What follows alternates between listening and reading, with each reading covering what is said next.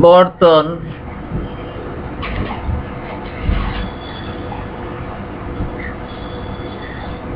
অর্থাৎ থালা বা পাত্র ডাকিয়া রাখিবে অর্থাৎ রাতের বেলা।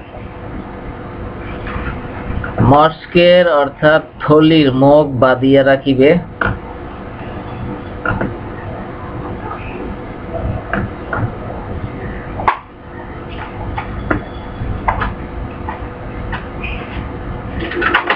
দরজা বন্ধ করিবে, প্রদীপ বা বাতি নিবাইয়া রাখিবে।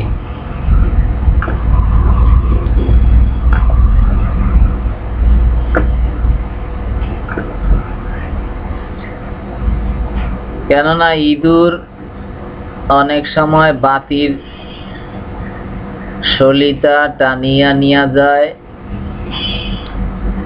এবং গৃহবাসীদেরকে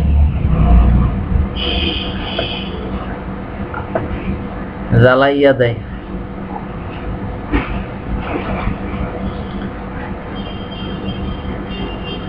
আল হাদিস তিরমিজি শরীফ হাদিস নাম্বার 2857।